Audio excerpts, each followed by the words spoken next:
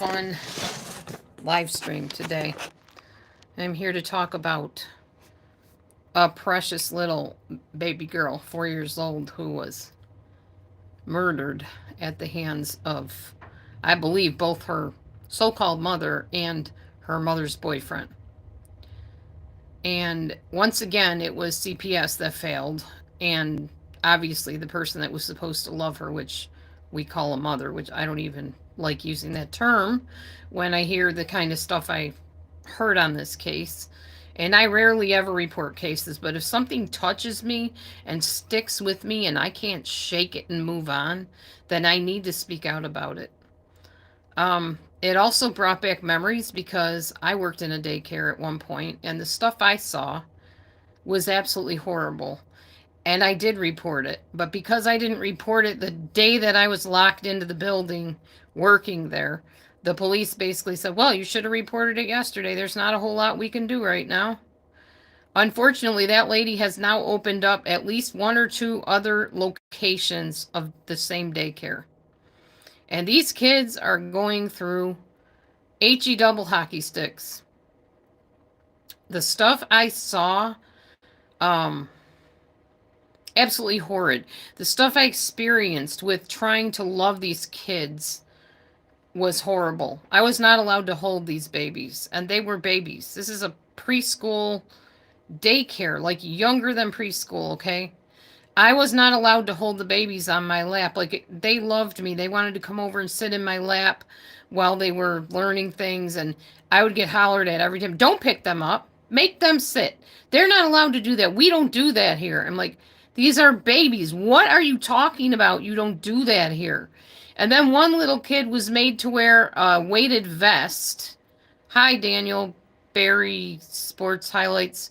He was made to wear a weighted vest simply because the teacher, who was from a foreign country, mind you, not that I'm racist or anything, but they do things differently in certain other countries, y'all. They do. Okay? That's just a fact. That's not me being racist. That's the truth. If you go to other countries, you would probably be horrified at some of the things they do, especially with their children, but with each other as well. Anyway, this lady told me about when I was on a break. I sat and talked to her at length in between times the kids would nap and stuff. She told me a story about how when she was raised in, I guess it was an African country or Indian country or whatever, they would take the kids to the edge of the cliff, the students, and tell them, if you disobey, this is where you're going to end up. So they got this lady teaching a daycare center, okay? She's teaching at a daycare. She took a vest, a weighted vest, and put it on this little boy simply because she decided he was her target, apparently. This wasn't the first time. And, okay, I'm thinking, well, okay, weighted vest. Maybe he's like on the spectrum, autistic or something that calms them. It's like a weighted blanket idea. But then she got mad because he was talking to his friend next to him when they were doing some little song thing. Everybody was talking to their friends. But because she didn't like this little boy, she not only kept that vest on him, but put another one on top of it, okay? Now I'm starting to get worried, going, why on earth would you torment this poor kid? He can barely move in these stupid vests. That wasn't bad enough. Oh no, it gets way worse. I'm so glad to finally be telling my story, because if I could, I would name the name of the dang lady that owns these daycares and expose her all over the United States, literally, and get her closed down. But they're not going to listen to me. They take her word over mine, period. Anyway, so it was time for the kids to take a nap, and it was time for me to go to lunch during their nap. I went to lunch. I came back from lunch. And I'm looking over the kids on the cot, and some of them like sleep with the blankets over their head because they're little kids. Some of them like to sleep that way. These are just plastic cots with sheets on them and then blankets over them. She had the kid in the heavy weighted vest laying there in the vest with the blanket up over his head. And she says to me in the middle of when we're talking, oh, I better go make sure he's breathing. He's still breathing, is the way she put it. I was horrified. I was like, are you kidding me right now? I didn't find that funny. Not in the least. Because the fact is the kid couldn't move. And he was covered with a blanket. What if he couldn't breathe under that blanket? My point. Another thing they did. Little infants, babies. Not newborns, slightly older than newborns. I think the youngest one might have been a few months old, okay? Maybe. I changed diapers there at times too. Or I don't think I did change diapers there. It was at the church nursery I changed diapers. But other girls working there changed diapers. And these little babies in 100+ degree weather were forced to stay outdoors with chapped, blistered skin, blistered bodies. And when I told the lady that owned the daycare, or the lady that was running the daycare that day, she said, "Oh, well, so and so always does that. She makes us stay out." And I asked one of the girls, I said, "Can't you just bring the babies in? Look at them. They're dehydrated. They're sunburned." She's like, "Oh no, so and so will yell at us." No, these babies were forced to stay out in blistering heat. Blistering. And I'm just wondering what on earth happens with these kids' parents that see their babies come home blistered and why they keep sending them back to the darn daycare. I don't know. I do not understand the mentality of most human beings. I admit it. That's probably why I don't always get along very well with people, especially people that justify abuse and hide it. I hate it. Anyway, let's get on to our true crime case, shall we? Because this is absolutely disgusting and despicable as well. Warning. If you are troubled by sensitive information, please stop watching right now because I'm going to give you some details that are truly gruesome. And this happened to a little 4-year-old baby. So you might not want to hear this. I don't even want to say it, but it needs to be said and it needs to be exposed because all of y'all out there that do the whole, "Oh, well, somebody else will report it. Don't want to get involved. What if I'm wrong?" Be wrong. Go report it. If you see or suspect somebody harming somebody or a baby or an animal, report it. It doesn't matter if you're wrong. Big deal. If you're wrong, you're wrong. Get over it. It's not about your pride. It's about the life of another being. Okay? Think of it that way. All right. Anyway, let's continue on. The little girl's name is Aniya Day-Garrett. Little precious little black girl. Precious little girl. She might have been mixed. I'm not sure, but beside the point. Precious little baby. 4 years old. Well, her mother apparently, I'm going to say mother very loosely, just so you know, because I want to call her just an egg donor, okay? Her egg donor, mother, whatever, I don't consider her mother, raised that baby until she died at 4 years old. Unwed mother, of course, obviously. And the abuse started at the hands of the egg donor, not the boyfriend. She would take her to the daycare, and the daycare would complain because they'd see bruises on her. One time there was a bruise on her face, a bruise on her arm. I think they said a bruise on her belly as well, or her back, I think. And this was not from the boyfriend, although the mother was quick to throw the boyfriend under the bus when she realized she was getting caught and could get in huge trouble. No, this was not the boyfriend. This was the mother that did this to this baby. Hold on a minute. I gotta let the kitty in. Speaking of cats.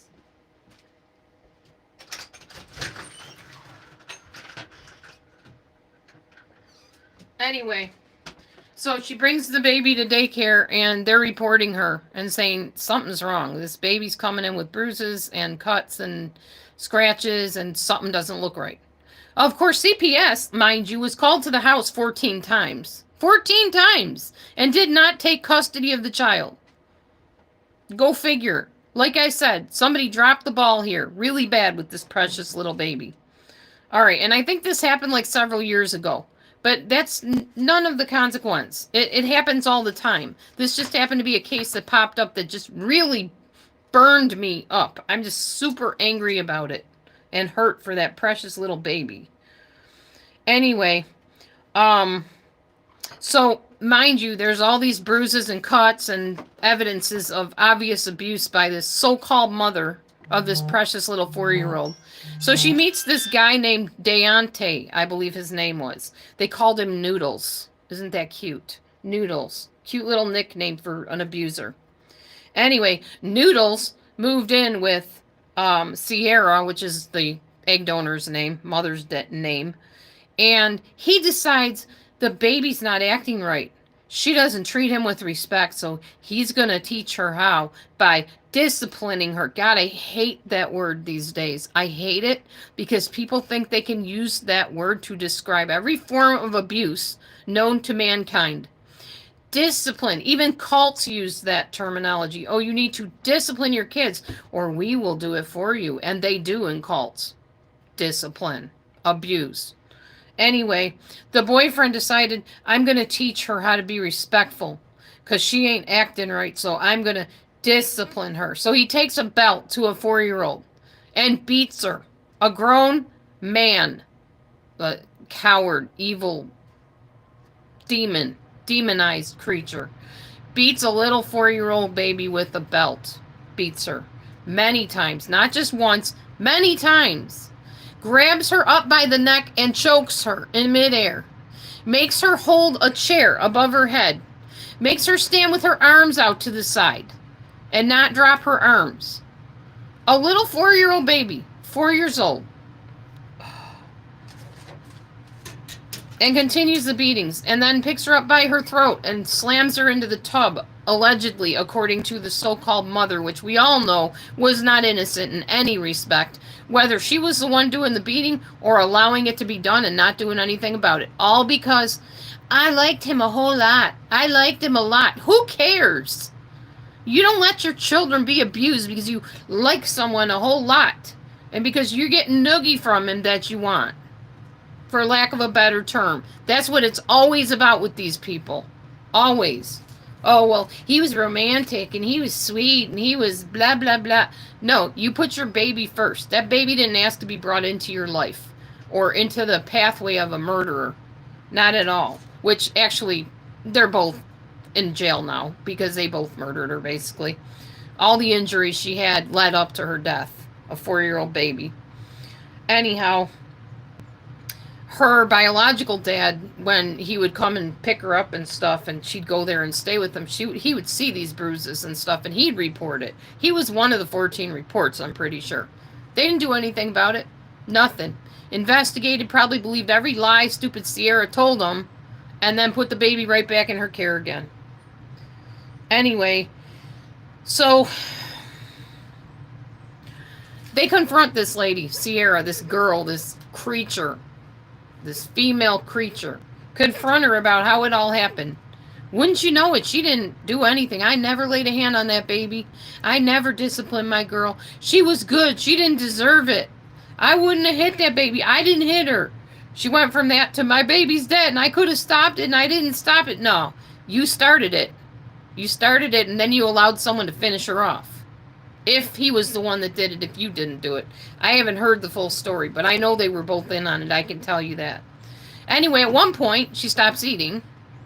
At another point, she stops walking. So she stops walking, and this woman, this creature says, oh, well, see, the baby, Aniya was prolonging it. I just know she was prolonging to not walk.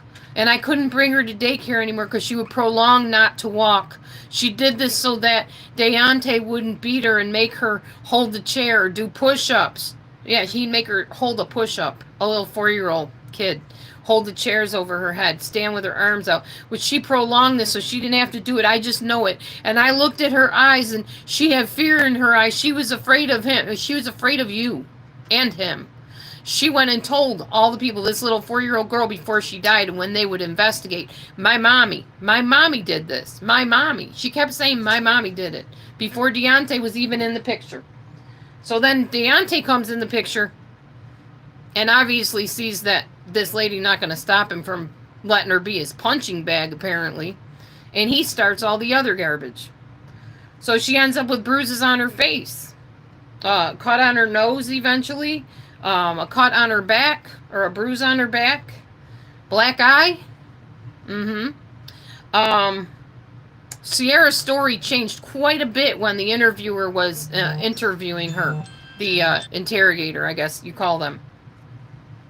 So she kept saying she never laid a hand on the baby. She never beat her baby. No, she wouldn't do that. No way. That was all Deontay. The problem is a lot of these injuries happened long before Deontay was a thing in her life at all. And she kept on blaming it on everybody else at that point. Oh, it was my dad. My dad, he's old. He doesn't have the patience with her. And, he didn't know. He did this and that to her. She'd come home with bruises and whatever. That's not what she told other people, apparently. But that's what her story was now. And when she couldn't blame the dad, it was the daycare. Oh, I didn't like that daycare. They were always switching teachers. It was another teacher. Oh gosh, this creature was pathetic. Absolutely pathetic. Ugh. Anyway, I'm infuriated right now. I'm going to say it one more time. If you suspect, I don't mean if you see it. I don't mean if you've witnessed it. I mean if you so much as suspect somebody is harming somebody else. A child, a baby, an elderly person, an animal, anything, anyone. Report it. Stop worrying about your repercussions of what if it's wrong. I'll get in trouble for a false report. No, you won't. The worst thing that's going to happen is CPS ain't going to do a darn thing about it. Kind of like they did after 14 reports for poor baby Aniya. And so many other countless kids. CPS, you need to get on the ball and start taking kids out of these situations. And stop with the dragging your feet garbage, okay? Stop it. If a kid says they're abused, believe the kid. I'm not saying older kids don't make stuff up, because they do. But if you see marks on a child, and you can't account for where that mark came from, then you need to be on the ball and report this stuff. I'm horrified. I am absolutely horrified, especially because of my time in daycare and what I've seen. And people are like, well, why didn't the daycare report it? Psh, half the time the daycare does cause it. I'm not saying this daycare did, but what about when the daycares do cause it? Like in my situation, when that little kid could have smothered to death. When those little babies are being emotionally neglected, and the other ones that are being physically neglected and sunburned. And I know it wasn't just me, because y'all, after that, I worked at a school, and I met one of the paraprofessionals that worked with me. She worked for the same lady years before that. And the same garbage was going on back then. But oh no, they don't do anything to shut this lady down, to investigate anything, nothing. She's allowed to continue doing what she does and letting her workers do the same thing. And they encourage it. Oh, send your kid to daycare. Then you can work and you won't have to worry about them. No, don't send your kid to this daycare. Don't send them there. It's horrible. And these names they have for daycares like Gentle Baby, whatever, Precious Care, whatever. I don't care. Those are misnomers. When the daycare is abusing these kids and neglecting these kids. Don't be fooled, y'all. We live in the real world where lots of horrendous, awful things happen and are happening even as I speak. So, I'm going to get down off my TED Talk soapbox now, and I hope this hits somebody right in the heart where it needs to hit them, and that you start speaking up, because if you're told that something bad is going down, then you need to go and report it. We are all mandatory reporters, okay? We might not all be mandated, but we are all mandatory reporters. It is mandatory that if somebody's life is on the line, somebody's safety is in jeopardy, somebody's security is threatened, that you open your mouth, pull your head out of the sand, and report it. That's all I have to say. Y'all have a great day, and I pray to God that you're not a victim right now. And if you are, please tell a safe person any way that you can. Remember what the symbol is if you're being abused. I believe it's something like this. Somebody kidnaps you, remember this symbol. Because a lot of people know that that symbol means I am in danger. Please report it to someone. Please come find me and rescue me. All right. Anyway, that's all I have to say. I just had to speak out because that just upsetted me to no end, and I knew I probably wouldn't get anybody to chat because I hardly ever do in here, and nobody wants to touch this. Everybody wants to kind of turn their head and, oh, it's not my business, somebody else will take care of it. No, they won't. Not usually, because they all feel the way you do, that somebody else will take care of it. But if nobody else takes care of it, you could have saved a life. Just think about that. Be blessed.